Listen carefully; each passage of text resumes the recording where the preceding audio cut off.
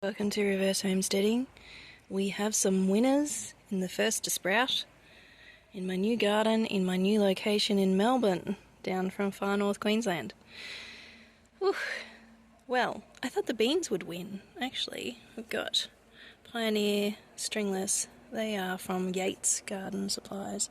But the winner is the cress, watercress, which is unsurprising because people use it as a sprout.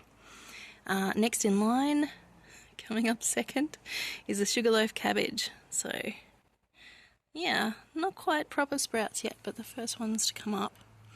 We've got choice might even be a bit ahead of the others, with with a green sprout there. So, yeah, I really would have thought the beans would come up first, but they didn't. Also making a good try of things is the chives, which are my own seeds there. Whenever you see OS, that means my own seeds, and the old chives are not sprouting just yet.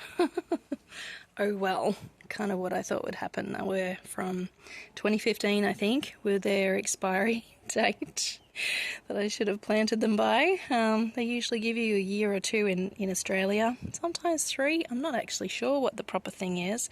Usually by the time I have seeds in my collection, they're pretty close to use by, or they're, because they were cheap, or they're, plant by, I guess. Or they're, I think they give us about 3 years, usually. Okay, so I'll do a quick run through. You'll want to see my what I'm planting in autumn-winter harvest, I think the video is called. If you want all of the plant company names, most of them are DTB seeds. Some of them are my own, as I said. But I'll do a quick run through for if you haven't seen that video. We've got moringa trees, seeds from friends, so whenever you see something I go left to right planting, so that doesn't have a tag, so it means that I've got excited and planted more seeds than I had for tags for, so that'll be moringa as well. So Pioneer Stringless Bean, I've planted more in each cell than I usually would. These did have a cover on them too for the first couple of days, and I'll put them outside because I was concerned they were still quite wet. Anywho, still getting distracted. We've got kohlrabi because we love that, so I've got 3 cells of that. Garlic chives, pak choi, that's the white stem, tolga red, shallots or spring onions, or scallions, whatever you want to call them. Onions with a bulb at the bottom, but not a really big onion. That's going quite well too, this sprouting broccoli. Musselbrook leek, green curly kale.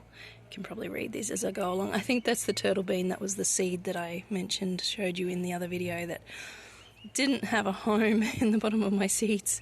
So this is a chicory cabbage. An Italian seed company has a white one that's sort of quite fluted and fluffy looking with red flecks. Previously it grew green with red flecks, so maybe too much light, I'm not sure.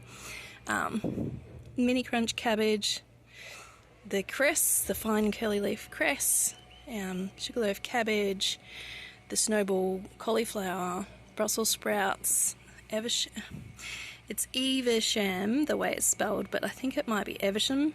If you're British, let me know how to pronounce that. The Savoy cabbage, kale from my son-in-law. They're quite old seeds, but they still seem to sprout, which is fantastic. This is my stevia. Dill, chives, that's old chives. These are my own seeds for chives, so they were last year, I think. Red Baron onion, that's a normal sized onion. That's the usual spring onion. I think it's not polycross, I think it might be the old seeds. Hyssop, anise, sage, rocket or arugula, as people in the US say. Just a dwarf nasturtium, which I haven't tried before. Spring onion, all year variety. Choice I think. It wasn't labelled very well. Hollyhock, which I've never actually grown before. Charters something. Zinnia dahlia mix, just for fun. leaf broccoli, wombok, or Chinese cabbage it's also called. We've got some more pak choi white stem tatsoi, which is a flat curved sort of Asian green, Southeast Asian I think, could be Chinese. Excuse my ignorance if you know better than I do. A giant elephant leek,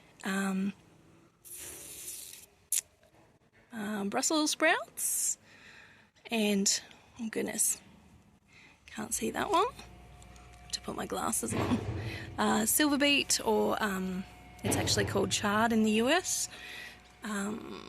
That's the golden sunrise one, so it's got a yellow stem. Kelvin and Glory corn. I thought the corn might have been up already, but we've only got 4 days in the calendar, so it's still pretty quick to get anything up. And this is barley dwarf corn. Sorry, getting distracted by the, don't know if you can hear the construction site in the background.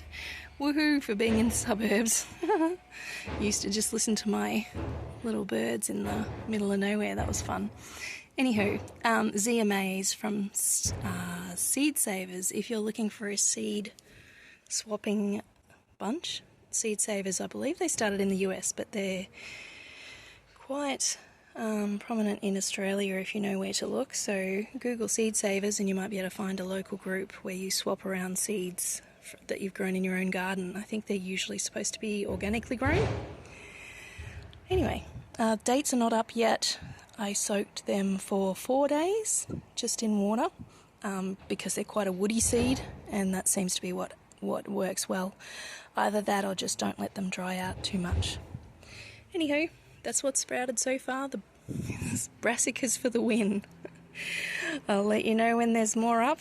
I have overplanted each cell because I was excited and just had to get something in the soil for my new place, because it's February now, second last week of February. By the time we get to March, we'll have temperatures all over the place. It could be quite cool, could be still quite hot. So we shall see. And that's what we've started with. Hope it was helpful. Thanks for watching. We'll see you next time.